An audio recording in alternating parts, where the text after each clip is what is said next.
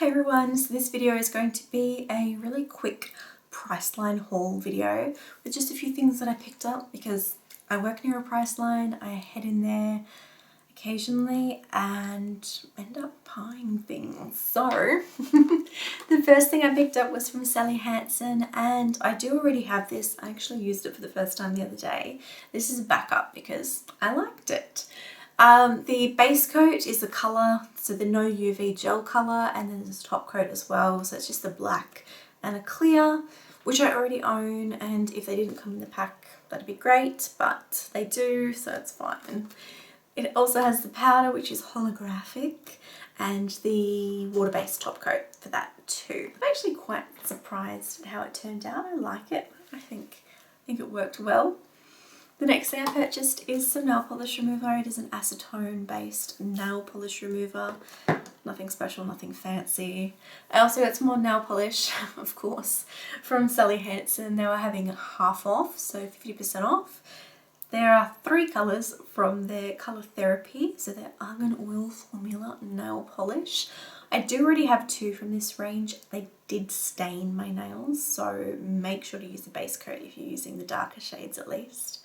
This one is in Smoky Emerald, so it's a deep bluey green base with iridescent purple, green and blue flecks through it, which is quite nice. Next is Brilliant Lapis, so a brighter blue shade. Speaking of lapis, it reminds me of Minecraft, which I have been playing and I do enjoy. It's just a bit of fun. The last of the Sally Hansen nail colours is Opulent Pearl. So it's a white with iridescent green and peach through it, which is something quite pretty. I picked up 2 of the Sinful Colours nail polishes. I think these are the first Sinful Colour polishes that I've actually purchased. I might have gotten one in a beauty box a long time ago, but I don't think I've ever bought a Sinful Colours nail colour until now. This one is in Mixed Signals. It's a blue silver, it's very metallic, so I am interested to try that. And the next one is Supernova. So it's almost like a rose gold but beige. So in other words, pewter is how I would describe that one. Looks really shiny and metallic, so I'm excited to give that one a go.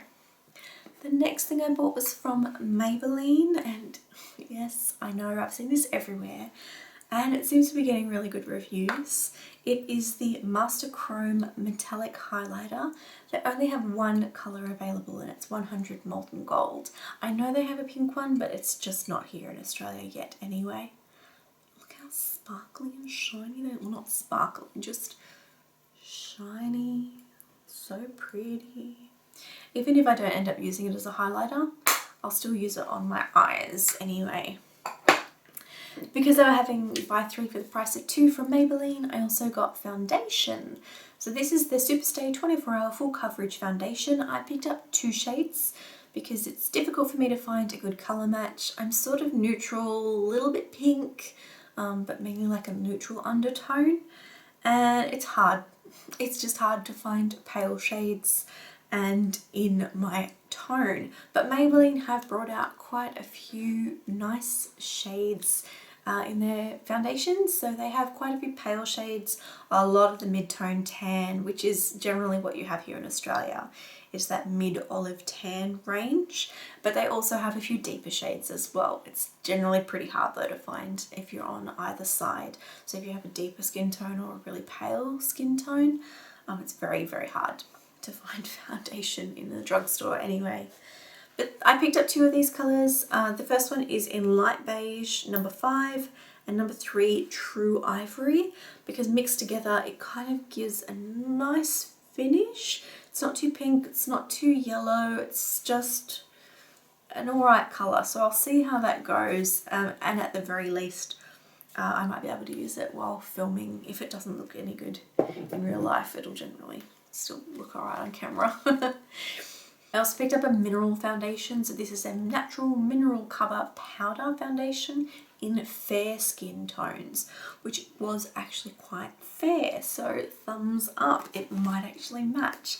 I used mineral powder foundation a long time ago and thought I'd give it a go again because it did have quite a nice finish on the skin. It was a Bare Minerals one that I used to use, so I thought I'll give this one a go. I also picked up a few brushes, and these are the last things that I purchased. So I picked up this one. It's a perfecting brush. It's sort of a short, stubby, wide brush, good for sculpting, maybe some highlight, some contour. We'll see. And the next one, oh, that's number 13 as well. This one's number 18, and they call it the BB brush. Sort of a flat paddle type brush, but across the top it's got a curve to it. We'll see how it goes. They felt really nice in the store, so we'll give it a go. And the next thing and the very last thing that I purchased is a brush set.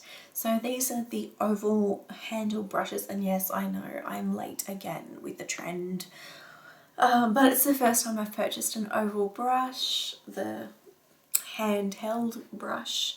It's a small, medium and large. They again feel soft, feel quite nice, and I'll see how they go. So if you have any questions or comments or want me to review anything or show you anything, please leave it in the comments below, or if you just want to say hi, feel free to do that as well down there in the comments. I hope you all enjoyed this one, and I will see you in my next video. Bye.